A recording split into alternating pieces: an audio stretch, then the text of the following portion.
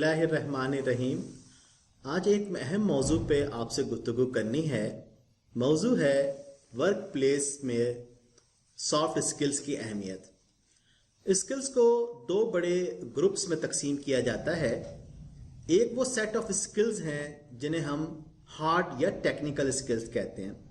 ज़्यादातर हमारे यहाँ उस पर फोकस है और उसी के बारे में बात की जाती है, जिसमें सबसे टॉप पे आपकी एजुकेशनल क्वालिफिकेशन आ जाती है, बिलखसूस जो हाईएस्ट डिग्री है। फिर किसी सॉफ्टवेयर का इस्तेमाल या कंप्यूटर लिटरेसी का लेवल क्या है। अगर हम अपने प्रोफेशन की बात करें लाइब्रेरी साइंस की, तो इसमें कैटलॉगिंग क्लासिफिकेशन की स्किल्स, रेफरेंस सर्विसेज के स्किल्स और इस तरह की दूसरे स्किल्स इसमें शामिल हैं। ताहम स्किल्स का एक दूसरा सेट है जो इक्वली इंपॉर्टेंट है और बात सूरतों में देखा गया है कि वो उसकी अहमियत टेक्निकल स्किल्स से भी बढ़ जाती है। उनको हम सॉफ्ट स्किल्स कहते हैं। सॉफ्ट स्किल्स के बारे में ये कहा जाता है कि अमूमन इंटरव्यू में या रिटन टेस्ट में इसको जज करना इतना आसान नहीं होता। मिसाल के तौर पे रिटन टेस्ट में ये तो पता चल सकता है चंद एमसीक्यूज के जरिए या सवालात के जरिए कि एक पर्टिकुलर एरिया में आपके नॉलेज की डेप्थ कितनी है, आप आंसर्स कितने दुरुस्त दे सकते हैं।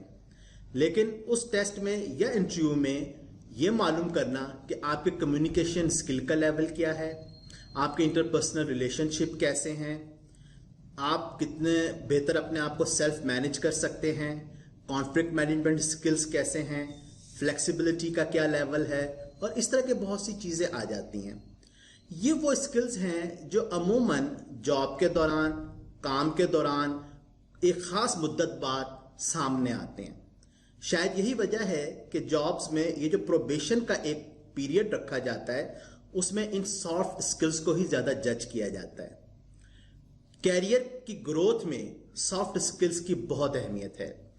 ये देखा गया है और कुछ रिसर्च हैं जिनमें ये बात सामने आई कि कुछ लोगों के टेक्निकल स्किल्स तो बहुत साउंड हैं, हार्ड स्किल्स तो बहुत अच्छे हैं, उन पर फोकस भी है, लेकिन सॉफ्ट स्किल्स का एरिया निगलेक्ट होने की वजह से वो अपने कैरियर में ग्रो नहीं कर पाते।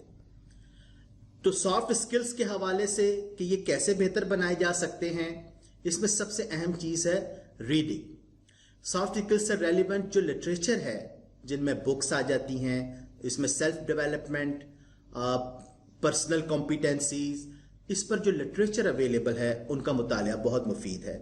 बुक्स के बाद कुछ जर्नल्स हैं, मैगजीन्स हैं, वो बड़ा अहम रोल प्ले करते हैं सॉफ्ट स्किल्स को बेहतर बनाने में। एक इसमें से मैं एग्जांपल आपसे शेयर करना चाहूँगा। हार्वर्ड बिजनेस रिव्यू है, वो उसके जो आर्टिकल्स हैं वो देखे जा सकते हैं। इसके अलावा बहुत सारे मैगजीन्स अवेलेबल हैं, जर्नल्स अवेलेबल हैं जो हमारी हेल्प करते हैं कि सॉफ्ट स्किल्स के जो डिफरेंट एरियाज हैं, जिसमें सबसे टॉप पे मैं समझता हूँ कम्युनिकेशन आ जाती है, और कम्युनिकेशन में भी आपकी रिटन कम्युनिकेशन, आपकी वर्बल और नॉन वर्बल कम्युनिकेशन, हमारी बॉडी लैंग्वेज, ये तमाम चीज़ें इसके अंदर आ जाती हैं।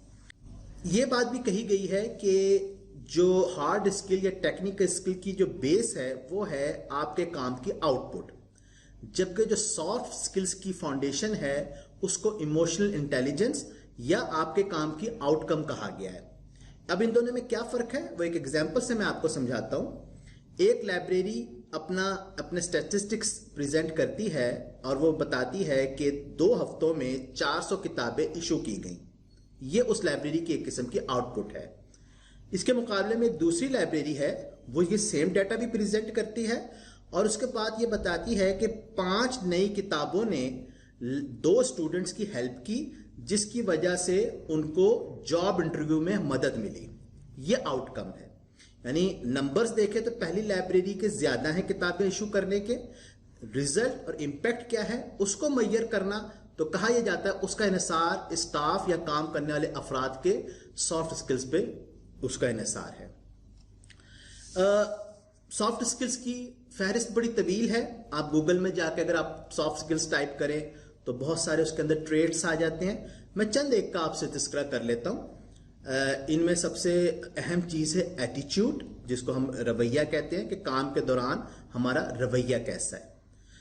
फिर इंटरपर्सनल स्किल्स, फिर challenges, are we open to challenges और not, how do we collaborate with each other. एक इंपॉर्टेंट चीज जिस पे बहुत रिसर्च हो रही है वो है हम्बलनेस, कि how we humble we are, confidence very important, courage, creativity, and the very important thing is flexibility, कि हम अपने रवैये में या अपने काम में कितनी लचक का मुजाहरा करते हैं। Innovation, motivation, socialization, team work, ये चंद मैंने आपके सामने सॉफ्ट स्किल्स शेयर किए। इस गुफ्तगू को मैं इस तरह कंक्लूड करना चाहूंगा। चंद मोटिवेटिंग या मोटिवेट करने वाले सेंटेंसेस हैं जिनका ताल्लुक सॉफ्ट स्किल से है, वो मैं आपसे शेयर करता हूं। एक है, if there is a will there is a way. Second one, first deserve then desire. Third, exposure to higher authority and other people. Fourth, service without asking. ये वाली जो स्किल है बतौर खास हमारे प्रोफेशन में इसकी बहुत अहमियत है। रेफरेंस सर्विस, इंफॉर्मेशन सर्विस, जो हमारे लाइब्रेरी यूजर्स हैं, with providing them service without asking, it's very important. Looking for alternative resources, ये भी बहुत अहमियत का हामिल है। हम जानते हैं कि इकोनॉमिक कंस्ट्रेंट्स हैं, फाइनेंशियल रिसोर्सेज इदारों के लिमिटेड हैं। अगर आप अपनी लाइब्रेरी या इदारे के लिए कुछ करना चाहते हैं तो अल्टरनेट सोर्स ऑफ फंडिंग तलाश करना और उसकी अहलियत होना बहुत ज़रूरी है। फिर इसके बाद बहुत इंपॉर्टेंट चीज़, सेल्फ एजुकेशन एंड इम्प्रूवमेंट्स, यानी continuous learning. You learn with your colleagues, with everyone, daily हमारी लर्निंग होनी चाहिए। फिर एक बड़ी इंपॉर्टेंट स्किल इदारों में जो अफराद काम कर रहे हैं उनके लिए बहुत ज़रूरी है, रिट्रीट बट नेवर सरेंडर।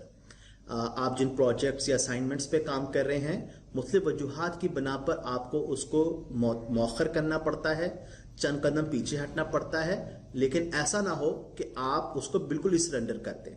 कुछ वक्त के बाद अपनी स्ट्रेटजी को रिविजिट करने के बाद आप उसको दोबारा कर सकते हैं। और लास्ट है एक्नॉलेजमेंट्स एंड थैंक्स।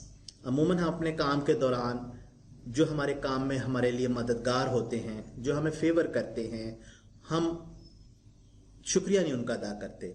तो we should be a thankful person. दिल से हम उसके कदरदान हों। हम जिस इदारे में या लाइब्रेरी में काम कर रहे हैं वहाँ फ्रॉम बॉटम टू टॉप जो अफराद हैं वो हमारे लिए अहमियत के हामिल हैं, और उनमें से कोई एक भी अगर फर्द या कोई एक कंपोनेंट सही तरह काम नहीं कर रहा तो हमारे जो डिजायर्ड गोल्स हैं वो हम अचीव नहीं कर पाते। So with these words, thanks for your time and listening to this presentation.